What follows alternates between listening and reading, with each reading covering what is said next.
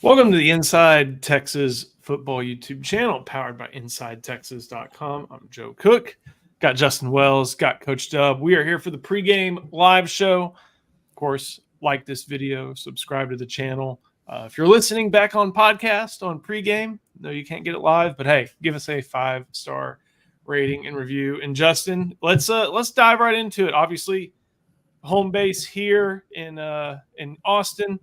You and Coach Dub are in East Texas. We got people asking about the Ryan Wingo stuff. I saw, what's his name? Josh Newman from LoneStarLive.com gave a quick tweet about Wingo's status, and we're not there. But went back real quick. You're talking to some people on the ground. Anything you've been able to pick up quite yet? No, not yet. I did talk to a couple of people, like you said, that are there. There's nothing known right now. They don't know anything. All they know is they went back to the locker room. We'll probably know more in the next 30 minutes when they come back out with that, that second wave. That might tell us a little bit, but it sounds like it was kind of a freak accident with a staffer from Vanderbilt around midfield. I know some people have texted about sabotage. And I don't think anybody's above that, but I don't think that's the case here. Let's just hope that it was a fluke and everything's fine, and Ryan does get to make that first career start. Ready for it. Overall, I mean, how are we feeling? Texas, I think it got up to it dipped, actually. I take that back. Yeah. It was above 18, and now it's at it was at 17 and a half. I haven't looked at the number since then, but I feel like this is going to be a game that's close on the scoreboard, but at the same time, the way the game goes will make it pretty evident that wasn't in question just because of the way Vanderbilt works. How do you feel about it, Charlie? I feel like kind of what you just said. Scoreboard may not indicate. We may dominate the game, but the scoreboard may not indicate it. This is one of those games like you got to get up yourself. It reminds me of like an old Kansas game where the fans, nobody really shows up, although they said they sold out, but we'll see. You got to kind of create your own momentum, create your own everything on the road in a place like this. So we may dominate, but the score may not indicate it. But it showed me a lot about what Texas is made of mentally today.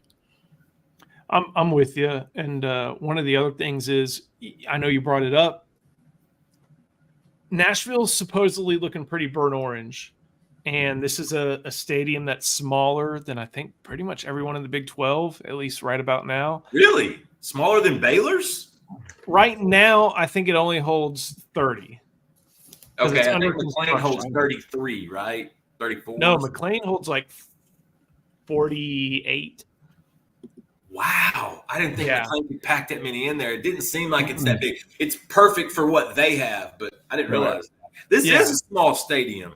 Yeah, and it's under construction, but I have a sense that it's going to be pretty burnt orange, Justin. Yeah. You know why?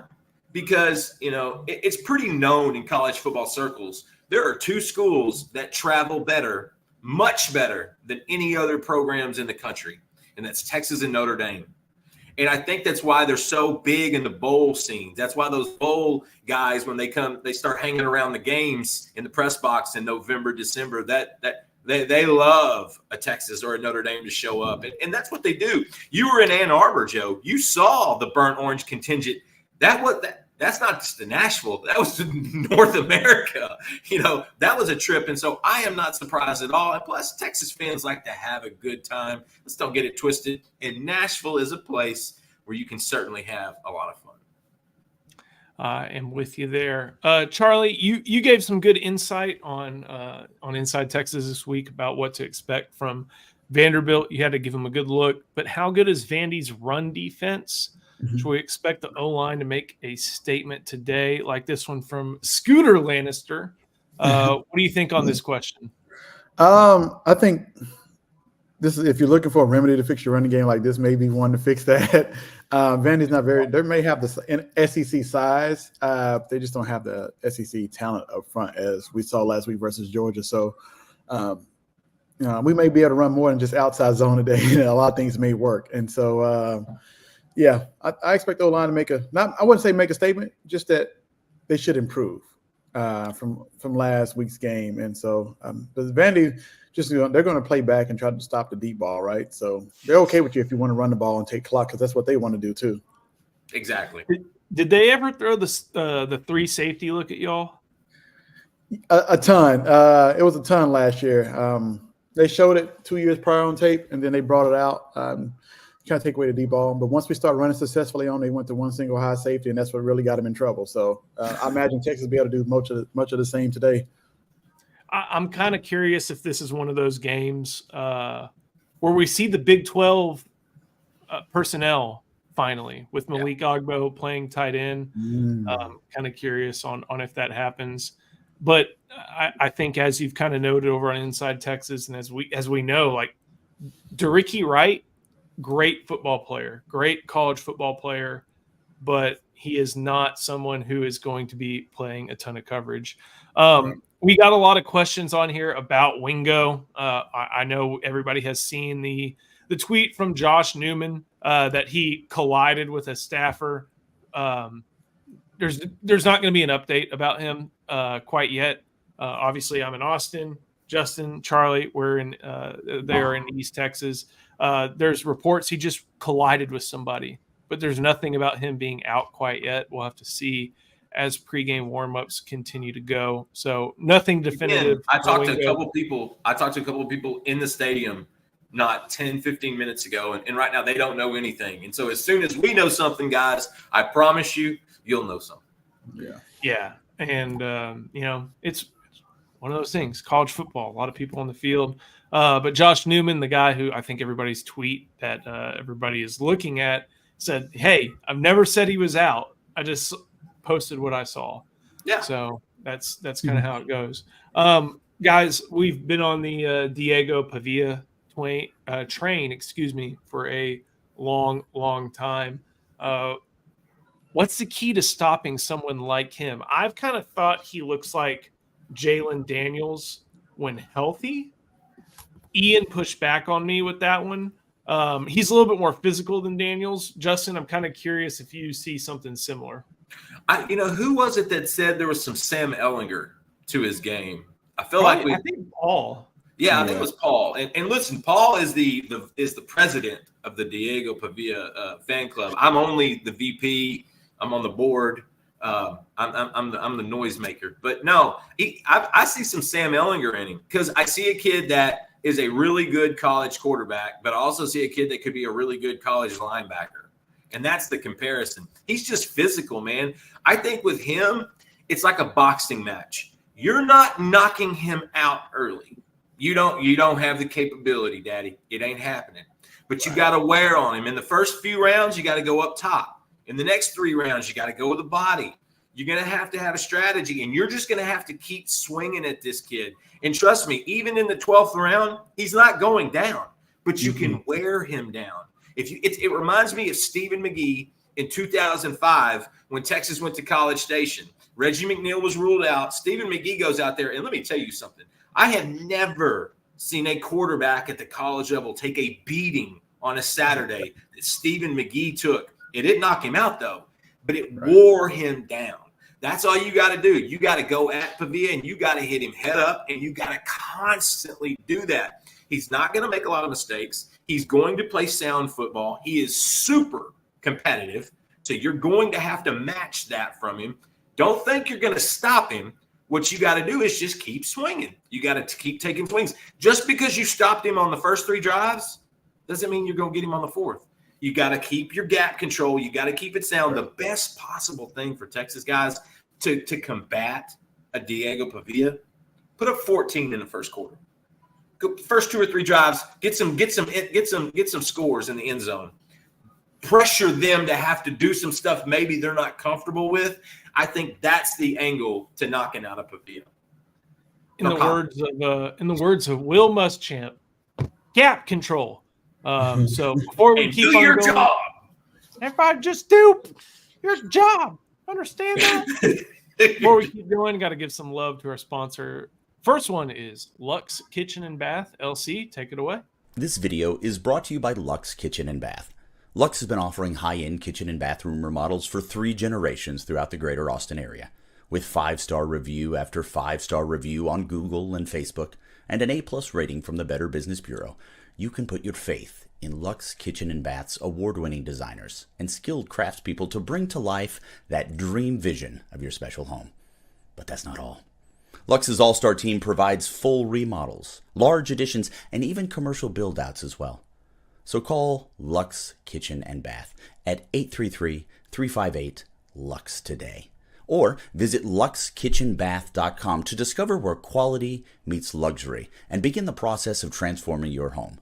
Get a free quote today by calling 833-358-LUXE. That's LUXE. Or by visiting luxekitchenbath.com. Link in the description. Thank you, LC. Rexby Cruz Jr. is Channel 7 carrying the game. This is on SEC Network. We will have who is it? Tom Hart, Cole Kubelik on the call. There's one more in the box with him. I forget. Should be a pretty darn good crew. So not on Fox, not on KTBC, but it will be on SEC Network. Guys, I don't know what you have on your second screen right now, but as Ryan Nelson is showing, Ryan Day is just losing his mind right now. Pretty sure they got called for a targeting, and then Ryan Day got called for a 15-yard flag. So the Cornhuskers driving to win. Yeah. Driving to win. A little over 3 minutes left, Joseph. On the road. That yards per attempt for Dylan Raiola is disgusting, but hey, that's not how you win football games, right? So I like that one. Scooter Lannister bringing it with another great question. What does Texas need to do in order to have a good first quarter? Can't afford a fourth straight poor opening quarter. He's right. And Charlie, I'm kind of looking at this one as someone, looking at you as someone who's been inside a football program. We hear about pregame scripts all the time. What do teams really want to focus on when they put together an opening script? You really just want to be on schedule and execute. It means no penalties, no self-inflicted wounds, no turnovers, things like that. You just want to build some confidence going out there. And I think maybe the last two games that we've been out, you don't need to go out here trying to press and put too much pressure on yourself saying, hey, I need to come out here and just go down the field and score, right? We just want to have some success so that you block all the past games out and build off that. And hopefully it leads to some points. But if it doesn't, rearview mirror, move on to the next. So Texas just has to come out and execute just like they've been doing a lot, Take it back to fall camp. You're just out there having fun playing the game you love. There's no pressure or anything. Just go out there and have fun. Play your game. Don't have performance anxiety. Just go out there and show up. I think they'll do that today, but that's all they need to do. Just dial it in. You're okay. There was somebody on Inside Texas the other day who was saying, I think Kirby scouted everything Quinn is good at because Sark said, well, I like going through the script and, putting together plays that Quinn feels comfortable with. And so that's what Georgia scouted. That makes sense. Do you want Quinn to run plays he's not comfortable with? Let me run this 25-yard out that I've completed once out of 8 attempts. You got to run what you're comfortable with. You run what you're good at. And what you're good at, opponents are going to know. They're going to look at how to scout it out. Guys, I wrote, I think this morning I had 3 keys to the game. That just getting the run game going is going to solve a lot of problems for Texas. Just making sure that they can get ahead of schedule. It's not so much just getting yards, as important as that is, but Justin, it's just about being on schedule and having, 2nd and 6s, 3rd and 3s that they didn't have against Georgia, because that creates a lot of opportunities for offenses that we did not get to see this past week for the Longhorns. Yeah, apparently Kirby Smart is really good when you're one-dimensional. And I think every defensive coordinator in the country would probably shake their head. Yeah, I can handle it if I know you're one-dimensional. And that's what Texas was against Georgia. It was some of the offensive line's fault. It was some of Quinn Ewers' fault. And it was some of the coach's fault for not getting a run game established whatsoever. That's what's going to help your quarterback. And I like that first drive. They did a lot of stuff that was underneath. They did a lot of stuff to try to get Ewers into a good little rhythm. And they wound up getting, 2 or 3 first downs. They had a nice little drive there. Yeah. And then it just went in the other direction. It was like Georgia knew Texas wasn't going to be a threat running the ball. You've got to keep the defense honest. If you don't, you can still beat a Vanderbilt team, even though they're a top 25, even though that's a good team. You could probably still get by without a run game and beating Vanderbilt. Maybe. I mean, this is still a good team. You're not going to beat the big guys. You're not beating Georgia, Ohio State's. You're not going to beat those guys doing that. And so you want Quinn Ewers to play better. The right side of that offensive line has to get sharp and have a run game. So when all these blitzers come and all these guys, when they're sending guys, when they're pinning their ears back, a couple big runs will get you out of that scheme quickly. That's all it takes. And I like what we saw against Michigan. Texas got a great lead the first half, and they went ahead and they went conservative, but they milked the clock by running the ball. And I'd like to see more Jarrett Gibson, and I know he has to pick up the blitz. You had a great post about this this week, Joe, about how the running backs, a lot of times you got to, they miss a CJ Baxter there as much as they miss him anywhere. And I think that's a big key there. And so I think Jarrett Gibson's a guy. He's a true north guy. That kid doesn't have a compass. All he does is go straight. That's a kid that I think can help this out. So get the run game going. That'll help Quinn. That'll keep the defense honest. Then you get to utilize and maximize all these fun toys Sark has. If you don't have a run game, you can have the fastest guys in the world playing wide receiver, and it ain't going to make a damn. One of the things I think that we touched on is that just the idea, like you said, about pass blocking. Like that's why you're seeing Weisner out there. That's why you're seeing Blue out there as a threat in the pass game, and that's why we've not seen Gibson as much. Here's the other thing. This Vanderbilt defensive line, probably the worst one on the rest of the schedule.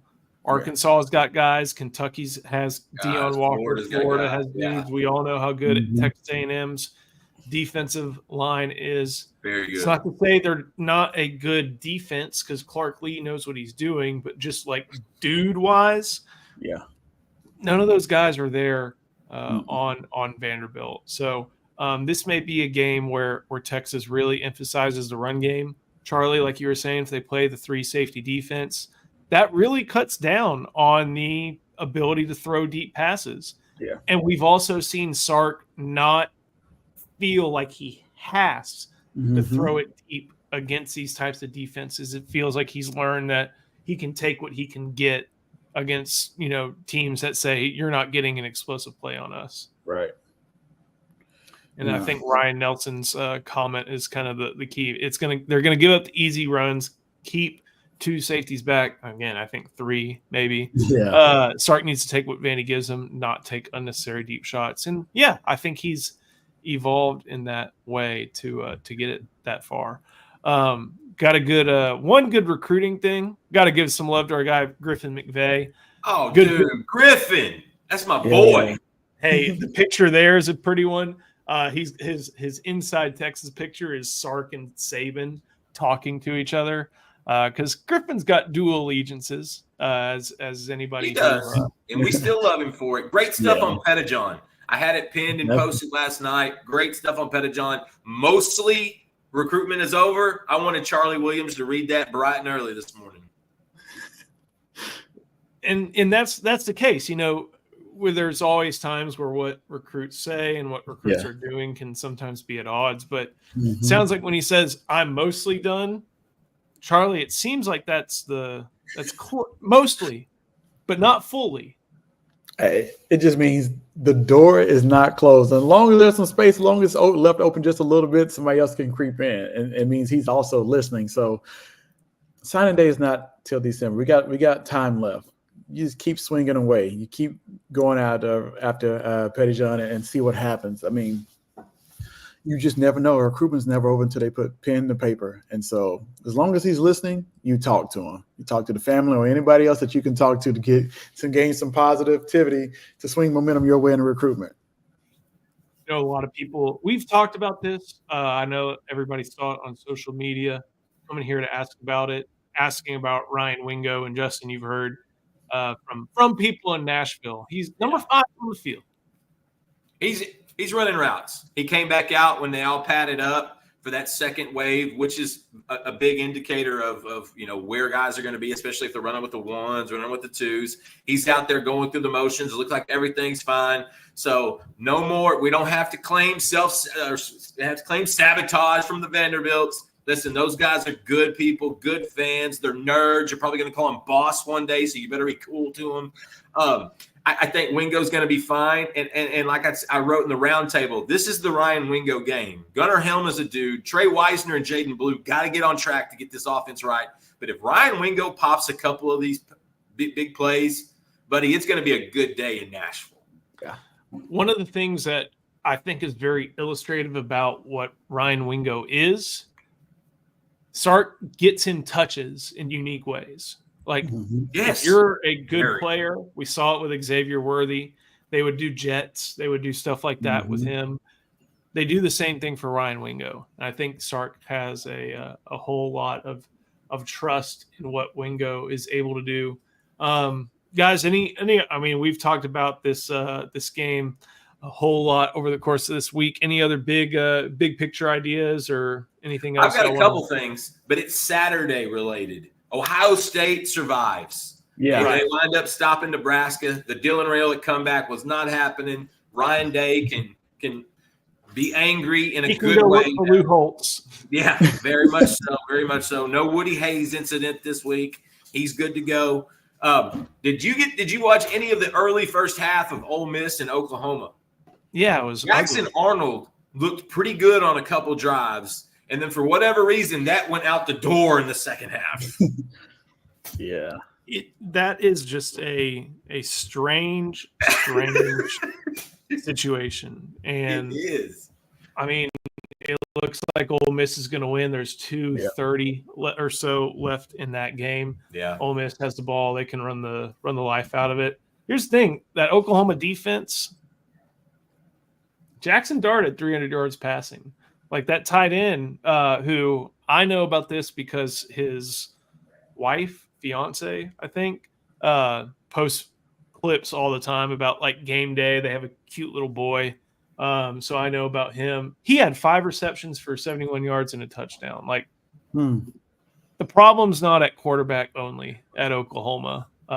So we'll see how that looks going forward. Before we keep on going, got to get one more ad in. We will go to LC. We will talk about one of our best supporters, that is Laura Baker. Hi, I want to tell you about Laura Baker. If you're looking for a new home in the 512 or even at this point, let's face it, 737 area code, there's only one number to call. That's Laura Baker at 512-784-0505.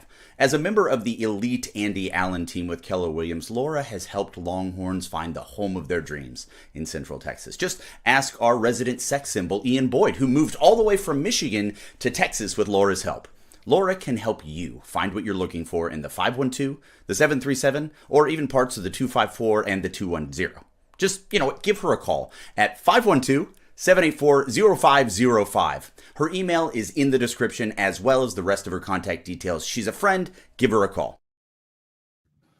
Laura is awesome, has helped Ian get into not only the home that he calls home now in Austin, but also into games. Scooter Lannister, you've been bringing some great questions. Got to give this one some love. Do Cam Williams' penalties issues put his playing time in jeopardy, or am I being alarmist? Alarmist is strong, but Charlie, he can be a good right tackle. Yeah. He can also need to stop false starting, Look, that's tough. Unfortunately, it really hasn't cost us as much throughout the season, right? In Michigan, we were able to kind of come back. We had a drive going against Georgia. They jumped off sides, and then he gave him the 5 yards right back. It's like, come on, man. They could have been 3rd and short, and you never know what happens. But I don't know about playing time being in jeopardy because he does a lot of things well. You typically want to run behind him because he's a big guy who can maul people.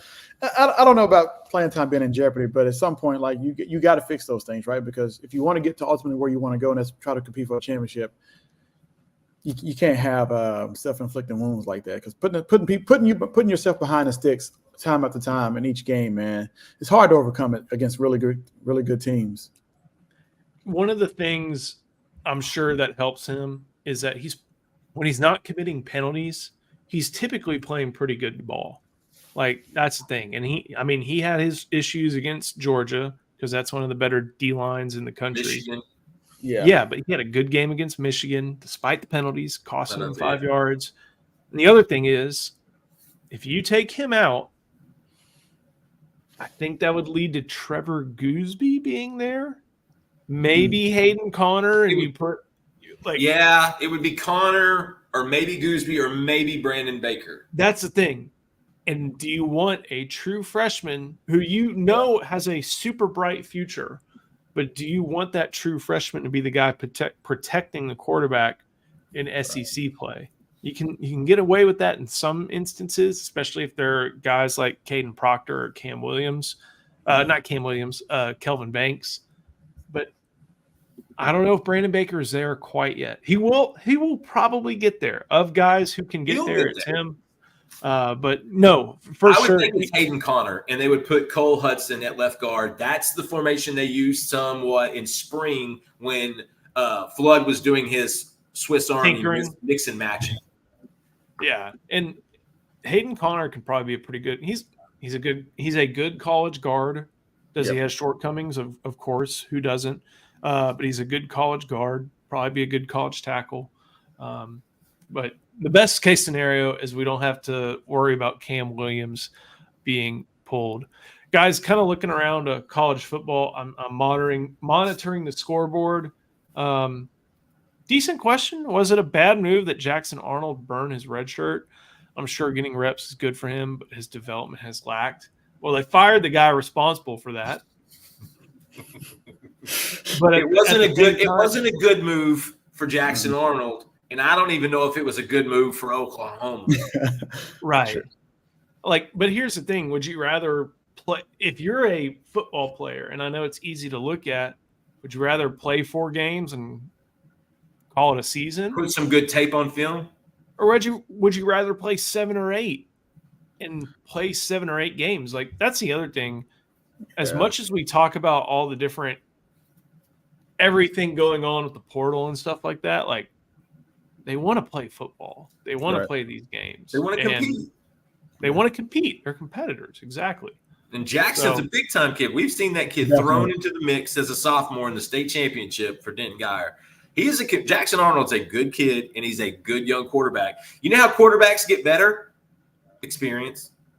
Like, I don't know if there's a better – tell me, Coach, is there a better remedy for development in playing than playing? I was good and the bad. And I know you can lose a quarterback more than you could lose, say, another position-type player. I know the quarterback is a little more sensitive.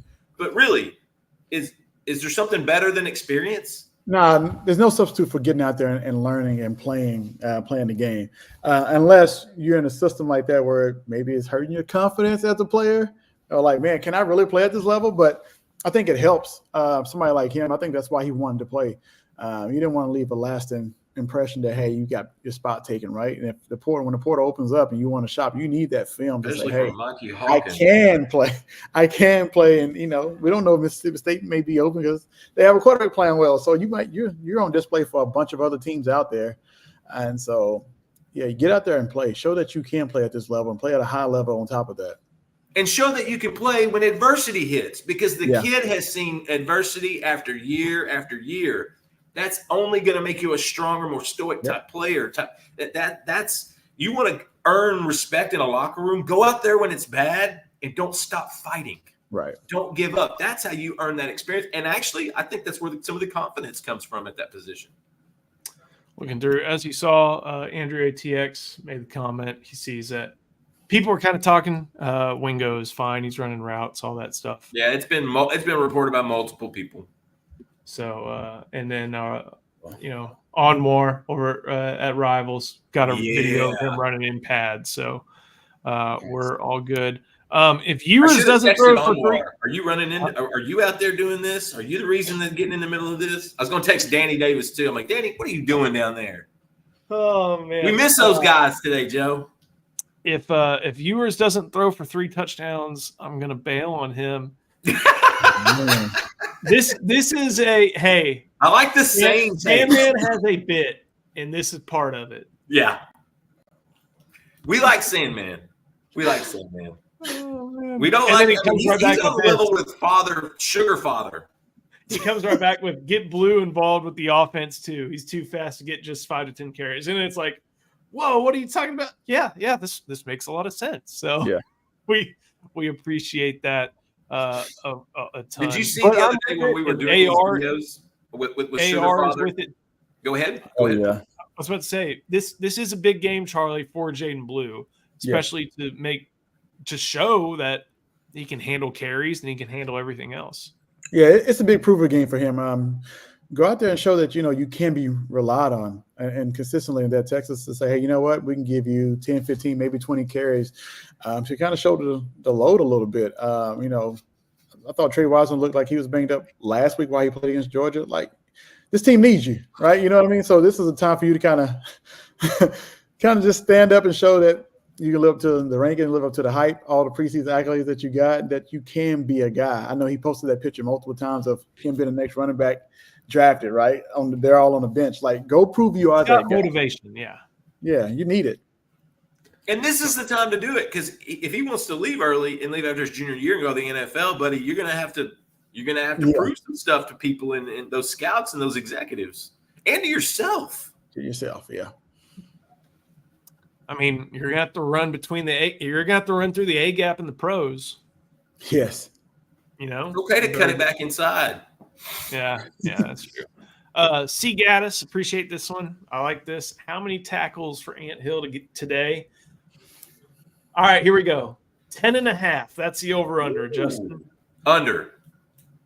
I think there's going to be a lot of tackles from that front seven, like a lot of tackles. And I think Anthony's going to have 7 or 8. I think LaFau's going to have 6 or 7. Benda might have 4 or 5. I think that's going to be spread out because I don't think they're going to run right to Anthony Hill all the time. Now, if he's not taking care of his gap, they might. But I think Anthony went through some video this last week to try to fix the little bit of fundamentals. I'm gonna go over here. Just because he has the tendency to fly, man. He flies to the ball. He runs into tackles a lot of times, even when he hits the wrong gap. So that's why I'm gonna give him over 10 on this one. Because they tend to run. They want to run a lot of outside speed option type stuff. And I think his speed getting to the edge, it'll help with him getting to the ball. So we'll see.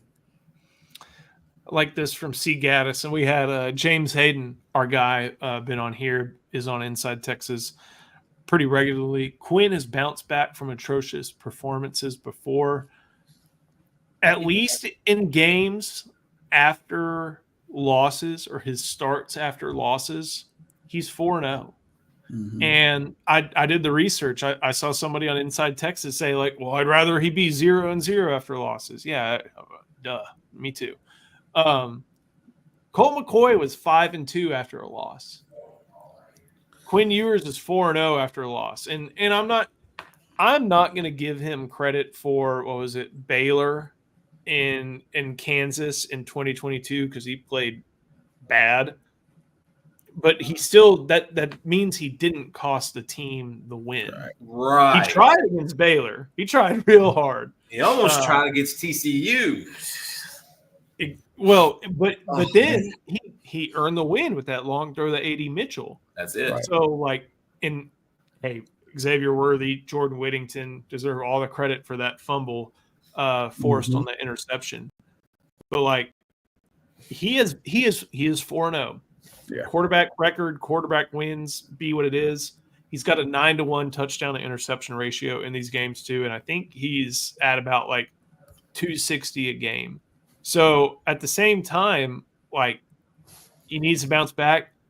Texas has won, Justin, with him in these games. They have, and I talked to somebody really close to him from high school this week, and they said, "Look, Quinn's a cowboy, and he likes to go hunting." He likes to dip stuff. He's just a cowboy. And you know what you got to do when you get knocked off your horse? You got to climb back up on that saddle.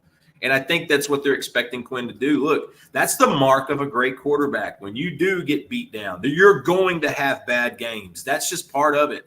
I've told my son who plays quarterback this year for his team, look, you're going to throw picks, but the best thing you can possibly do is come back and make up for it. Don't just forget about it and have that memory. It's at every level, from kids to high school to college to the NFL. You just get criticized a lot higher the higher up you go. And when you're the quarterback at Texas, you're not immune to any of that. Quinn is, I think, really good at compartmentalizing it. He can know, okay, I really do got to improve here. Sark is super strict on these guys. Like I can guarantee you Sunday's video session was not a good experience. But they learned from that. He had a good practice. We've seen good practices. Now that's got to translate on the field. I just think this is a good – Charlie, I think, said it earlier. This is a good game for Quinn and those guys in the run game to kind of get back on track. We'd seen it for 6 weeks, guys. We'd seen it already. They just ran into a buzzsaw of rabid Bulldogs. Now you got to get back on that horse and on that saddle, because if Texas wants to make a run at the national championship, guys, it's not going to be with Arch Manning. It's going to be with Quinn. And Arch Manning has admitted that. Like that moment still speaks volumes to me. When after Mississippi State, Arch was like, how do you feel like you've done over these past couple games? Like, I'm good, I'm happy, but I'm excited. Something along the lines of this. He's like, right, I'm excited to get Quinn back. Like, he's our starter. And paraphrase. That is a real thing. Like this team, as much as the fans and have some understandable, not justified, but understandable hesitance about Quinn, the team doesn't. No, at least as far as we know. And they really think that Quinn is the guy who will get Texas to the national title. Jet Lee, 44. Who's starting today's game? Well, Texas against Vanderbilt. Quinn Ewers. He'll be the starter. I don't think there's anything. Maybe he's asking about the Dodgers and Yankees game 2. Or maybe he's asking about the safeties. And at this point, Charlie, it's we have good reason to believe that it's going to be Taff and Jelani McDonald. Yeah. What does Jelani bring? And then what does maybe Jordan Johnson-Rubel bring at that safety position? Oh, man. So McDonald, man, he's a physical specimen of a safety. He'll come downhill and hit you, man. He'll later. I guess the wood, so to speak, he'll come down and hit you. But he also has some great coverage ability. He's a great athlete. And so I like him and Taft paired up, but I like Jordan Johnson-Rubel, man. You talk about just an athlete, cat-like reflexes. He can play corner. He can play safety. He can do it all. He's very intelligent. Like, he's well beyond his years, even though he's just a true freshman. That kid can play. I've been kind of seeing him since he was in high school. He was training in Dallas area before he went to IMG. And just has the smarts. He just gets it. Light bulb came on early for him. The stage isn't too big for him. He can jump out there and play right now. I know he has to go out and prove it, but I like that kid a ton. Jelani has the good thing about Jelani is that he has played a pretty good amount this year. Yeah. Against Michigan and against Georgia. I think when Georgia either had like 11 personnel or kind of a 12 two tight end set where one of those guys was really a receiver, they put him at star. They had him playing there to kind of give a little bit more thump inside the box instead of going true 3-4. So they trust him. And I think Ryan Nelson is spot on here. His athleticism doesn't matter much in this game. He needs to be disciplined against Vandy. It'll help. Making mistakes at full speed is always good, but mistakes are mistakes, and he's got to cut those down. And then Justin, Quentin chimes in right here, played 75% of the OU game. He played a lot late against Oklahoma, and he was doing it from that safety position he'll probably be at today too. He was, and what's crazy is that the amount of good safety play they've had this year, he has found a way on the field as much as he has, because Michael Taft has played great. Andrew Makuba has played great. Derek Williams was playing great before he got hurt. So the fact that he was getting that much run was big. The biggest thing for Jelani is the game slowing down. It's still going really fast for him. And I think that's why you see him over pursue sometimes, which I think that's really his only hiccup. And against an option, that's the worst possible thing you can do. So I'm pretty sure that was kind of part of the drill this week. It's like, look, we know you will run to the ball, rally to the ball. You cannot over pursue. You got to maintain your lane. You got to make sure you don't put the defense in a compromising position, because a lot of times on that option, you might be the last option. Like, you got to make sure you take care of your assignment. as long as Jelani plays within himself, because he's going to play fast and he's going to play athletic, as long as he plays within himself, I think we're going to see a good player. And look, Jelani's the type of kid, he is a big game away from his confidence jumping out of the stadium. Yeah. He's that type of kid. He is a triple sport star in high school. He excelled at every dang sport he played. And it was all that confidence. Each game, he was getting better and better. Once he puts together a big game on the field for Texas, and he's yet to do that, when he does that, you're going to see a kid really bloom. I'm excited. I'm really excited to see how he handles today. And he also has Michael Taft back there. Like that is key. The quarterback. Yeah, that is someone who, Charlie, we've heard players for the past 5-10 years talk about communication.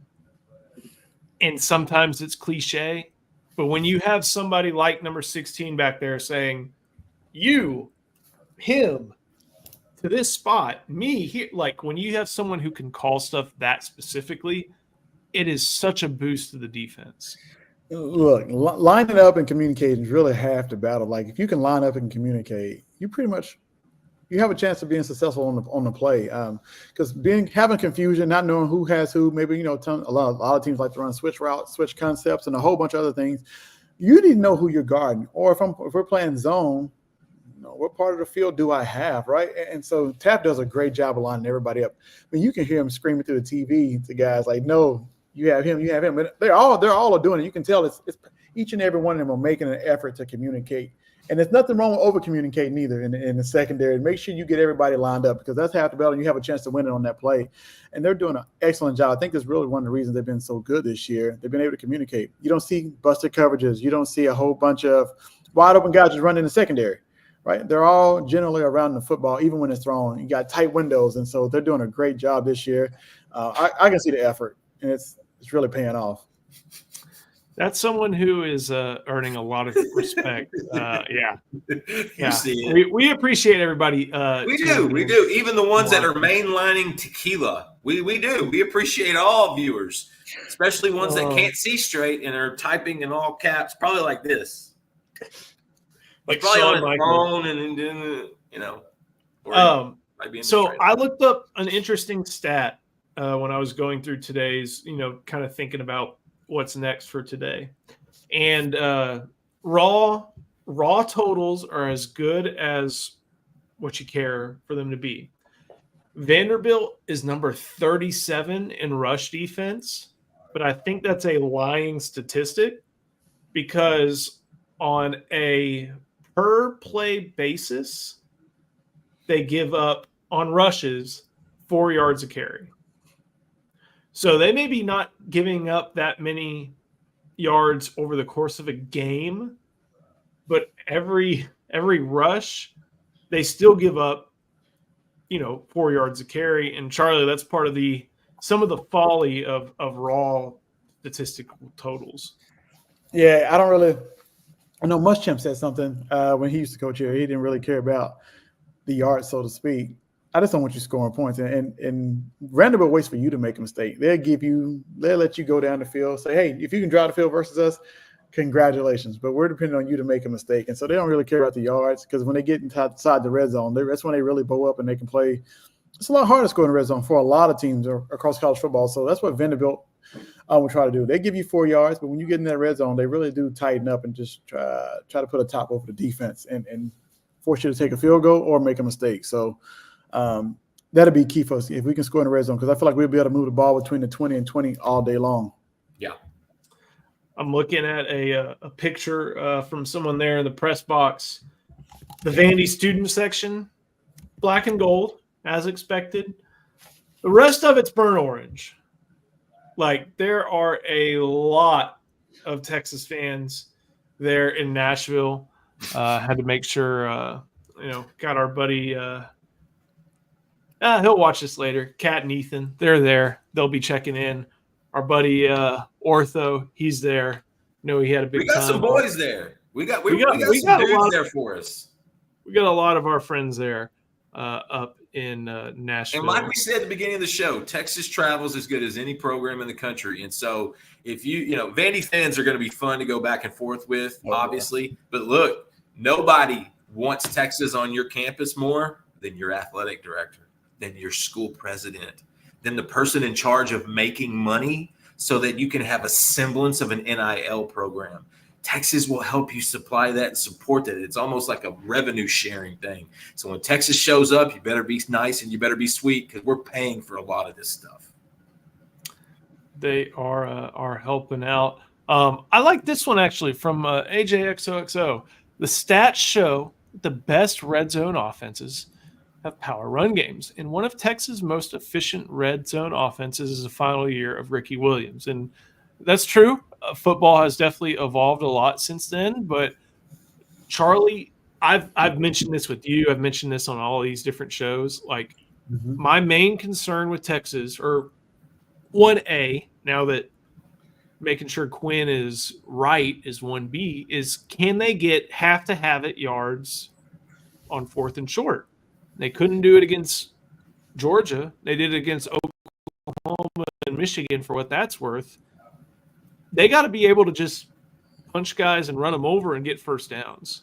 Yeah, this is where you line up. I'll tell you where the play is going, and I'm still running right over you. Like, you got to have that kind of mentality. I don't care. I'm running dive right up, right over you. You know what I mean? And you got to have that kind of mentality. And I want to see that. I know they're very an athletic line. They're big humans, but it doesn't do any good to be a big human if you can't push somebody off the ball. And so I want to see us go vertical, not sideways, not outside zone. I want to see us run right at somebody and establish dominance and give those guys some confidence that they can block vertically. They can push people out the way, get to the second level, and create big running lanes. Like you said, they did it against Oklahoma. They did it against a few other teams. But show that you can do it versus a SEC opponent, and consistently too. And I hope Sark goes back to it, right? If you run vertical and get yards on an inside zone or dive, go back to it and say, hey, I'm coming at you all day long and you cannot stop me. So if you get that kind of mentality, I think your whole team will feed off that and the whole offensive line will feed off that. And then, kind of the sky's the limit.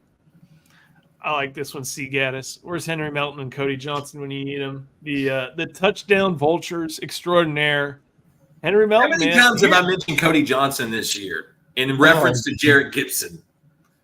I'm for it. And here's the other thing, and we're missing this.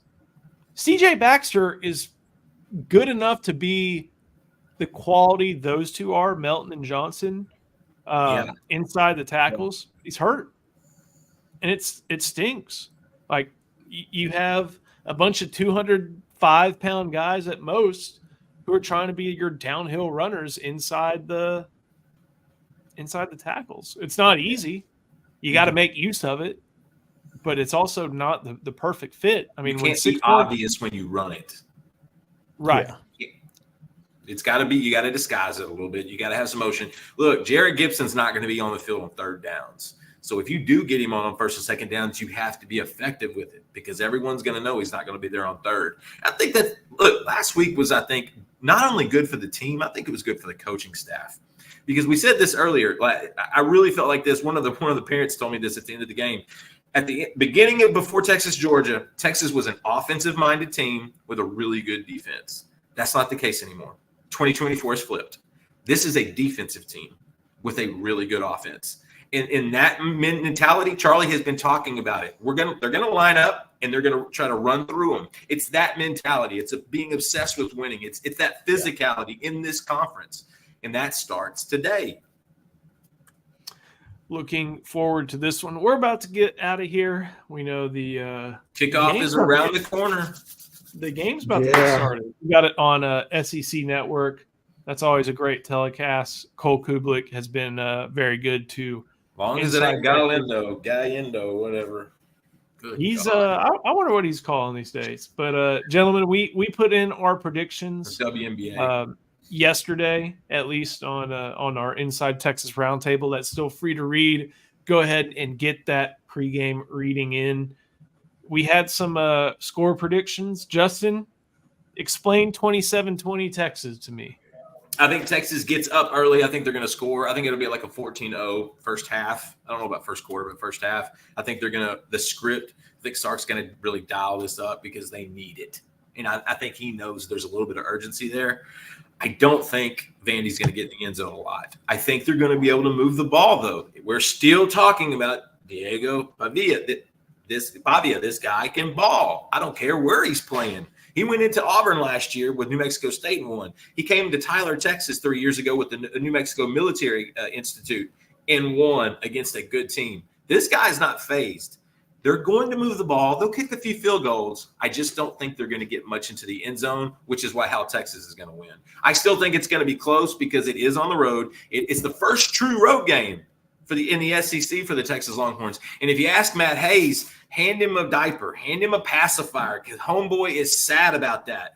But I do think that matters. And once Texas kind of gets into their own, they're going to be fine. Vandy's going to move the ball. I think they'll kick field goals. Ultimately, Texas will pull away. They'll come back on that bye week, get Makuba right, get Bond right, try to get some stuff fixed, and get ready for that final stretch of Arkansas that looks phenomenal today. Florida that's been looking better. Kentucky is physical. And listen, Texas fans, Texas A&M is clicking right now. And if they beat LSU tonight, they will be insufferable. Charlie, you had it at a 31-24. Still thinking that way? I do. I feel like Vanderbilt's not a team that really beats themselves. And I feel like they can score, but I think if special teams doesn't step up and have a great game, that Vanderbilt may take advantage of some special team cues to get short field and may get an easy, cheap score. But I feel like Texas is able to score 30 points on their defense. I think we'll be able to take the clock away from Vanderbilt, which is not a good thing because they want to do the exact same thing. So they may keep it close, but they may score late to make it get to 24. They may have 17 and kind of score late just to make it look better. But I think it's 31-17, and then they score at the end. I'm on 28-10. Vanderbilt's losses, the points stack up when teams have a lot of possessions. That's why they run the air out of the football. They don't want to face very many possessions because they know their defense just can't do it. Their offense is potent. That defense, it's not up for the task, I don't think, against a team like Texas. So as long as Texas just hangs on to the football, I think it'll be in good shape. Fellas, we are just getting close to kickoff. I got to go get my setup ready. This is a peculiar feeling for me having to watch this on TV. So I'm ready for it. Justin, thank you. Charlie, appreciate it a lot. Thank you for watching. Come right back as soon as the final whistle blows. We'll have Texas Homer. We'll have Paul Wadlington. We will have Drew Kelson. They'll be here for the post-game show. Same channel, different link, but same channel. So come check it out. Head to InsideTexas.com. Like this video. Subscribe to the channel. We're ready for kickoff. Can't wait. Should be a fun one. Ranked matchup. Going to be fun to check out and watch. So, fellas, thank you so much. Laura Baker, Luxe Kitchen and Bath, thank you. We'll see you next time in about 2 hours on the Inside Texas Football YouTube channel powered by InsideTexas.com.